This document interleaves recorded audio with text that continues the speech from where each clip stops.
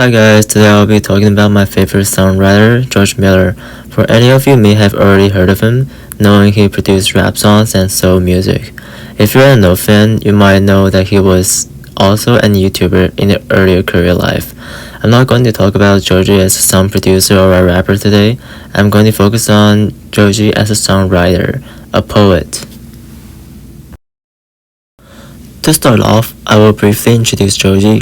Georgie as George was born in Osaka, Japan. He had his high school education in Canada and moved to America himself when he was 18 years old. Starting 2011, when internet became popular in the modern society, George started to become a YouTuber to post his directed shows with his friends for fun. Those videos are basically imitating Japanese anime like Ultraman. He has no target audience when he decided to post it, but somehow those videos made a big impact in American society because people have barely seen this kind of videos on the internet yet. After early videos got thousands of views, he knows his video can make people laugh, but normal action videos take too many risks and effort to make, and his budget won't support him to do it forever. So he changed his path to post videos analyzing the social problem he would live in, America, explaining common social problems he met in his life in a rough way. When I say rough, it's really rough. He kept saying what people actually been thinking but too afraid to say in front of people and society, such as gender and race. But he's not afraid, not only because he was born in two races, but he also knows that he has the right to say it without against the law. He created two characters in his video which are both himself, Filthy Frank and Pink Guy. Filthy Frank is a character appears most of the time, speaking out in front of the audience, and Pink Guy is George with another pink bodysuit which does not speak but making weird voice when Filthy Frank talks. The early Filthy Frank show mainly focused on using iconic actions to expose social problems, using memes and create memes to talk about it. The most remarkable scene for me was Filthy Frank talking about people being a vegetarian. In the first half of the video, he used examples to show how stupid they are and how stupid they about their series. Then he created a monster who is extremely vegetarian, climbing down the walls, hunting down people who are actually anti-vegetarian and non-vegetarian. His target is George this time. He forced Filthy Frank to be vegetarian by throwing vegetables like cabbages, carrot, tomatoes, and giving out George a veggie burger and trying to let him know how important this is to become a vegetarian. The scenes were created just like a horror movie, but it gives all the information visually. Those kind of videos made him a big success and brought him millions of subscribers. George decided not to use any fancy recording device. He literally shoot everything on his phone.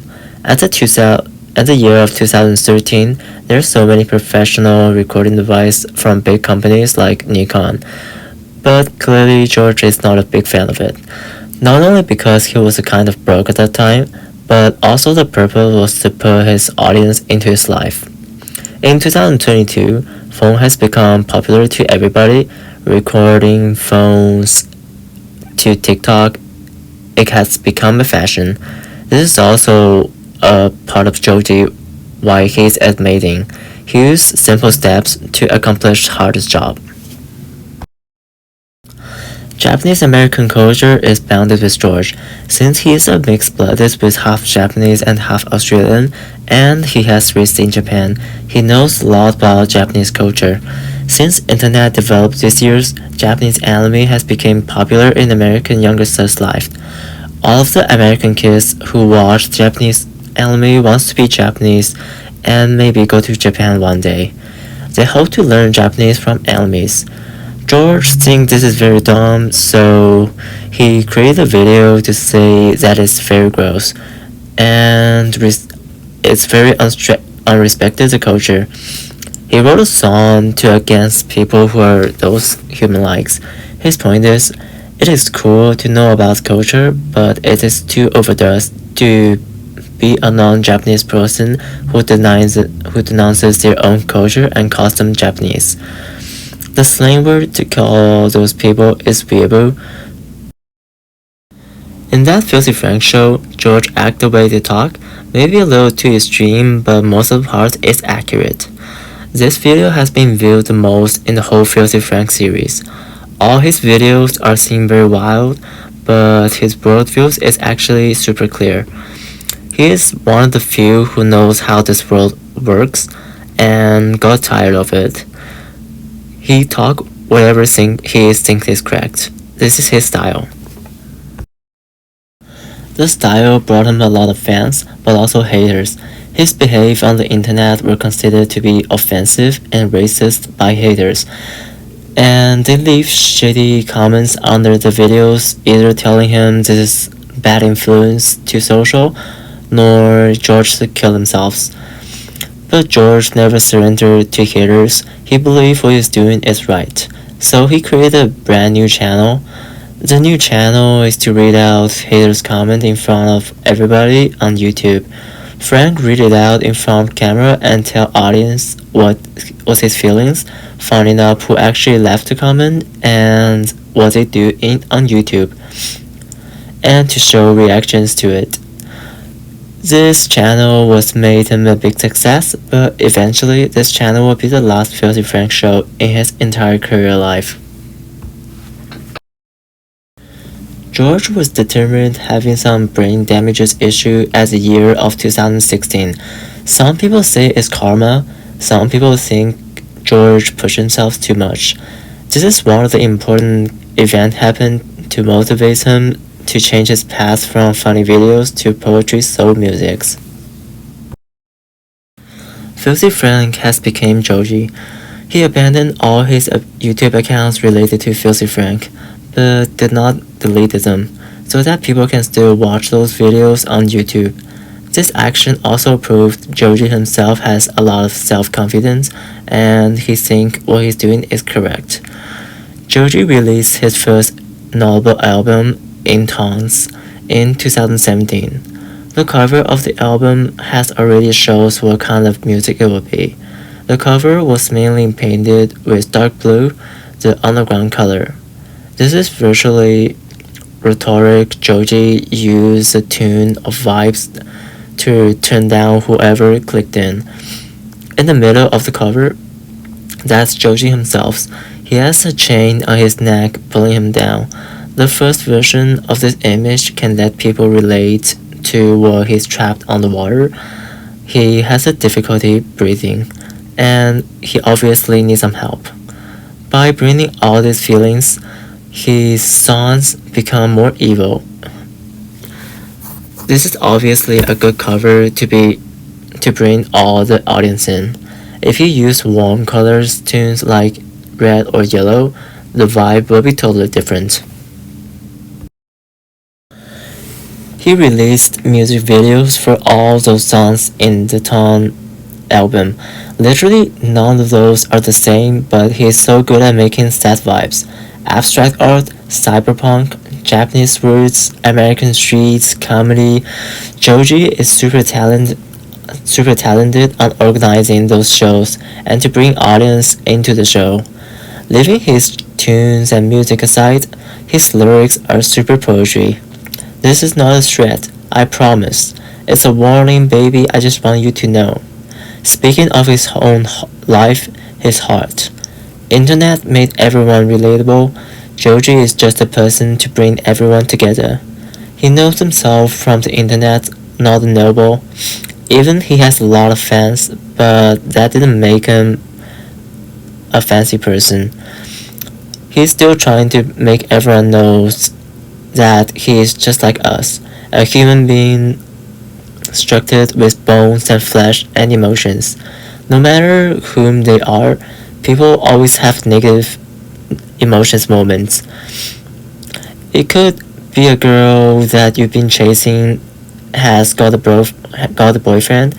It could be your best friend has become a shooter light in an accident. It could be figuring out a girl that you've liked for a long time is actually a lesbian. All those sort of things. Unlike other popular rappers talking about women with big booties and butt consuming drugs, Joji mainly focused on the topic about love. Not only because love is a common emotion shared with everybody, but also it's because love can also be cheap and expensive at the same time. So it's a very wisely topic. Now, let's listen to a little clip about what Joja found on the water.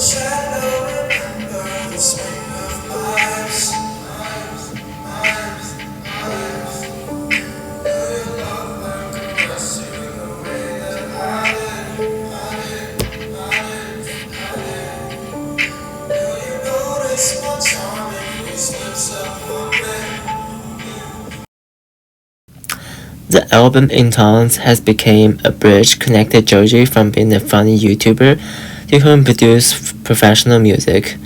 At the year of 2017, he was invited to join one of the biggest music companies across America and Asia, 80 Rising. The company mainly focused on life of Asian people living in America and finding the best rappers in Asia countries. There are 9 people who are the main artists, but also more than 10 rappers collaborated with them. Joji is one of the 9. The company released the album in 2018 and named it Heading the Clouds 1. Joji has appeared in most of the songs, and his amazing melodic vocal surprised the whole world.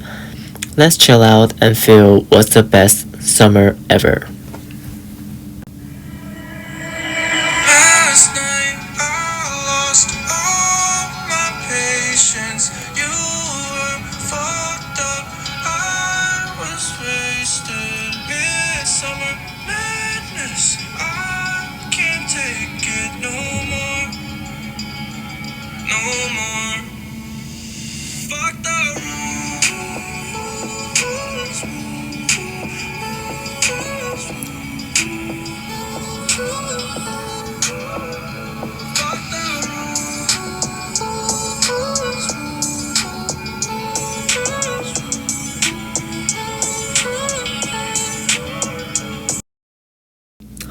Since this album was created to bring people happiness, so that Joji didn't play any sad or emo roles in his lyrics.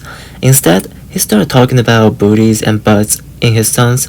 Just like every other rappers, the point was to bring people happiness in the summer, and the summer vibe is pretty much relatable to naked ladies. Overall, Joji's music career has begun. From the first stage of young George to famous YouTuber, George is not only a sound producer, more likely he is a movie director. The visual art he did is always amazing and attractive. He can always come up some ideas that nobody ever came up with, and his way of singing is really inspired me a lot. Evolving from a unknowledgeable kid to who looks super mature today takes a long path. George is a fresh example. Hopefully Georgie himself and his poetry life can step up more and share more of his life videos in the future.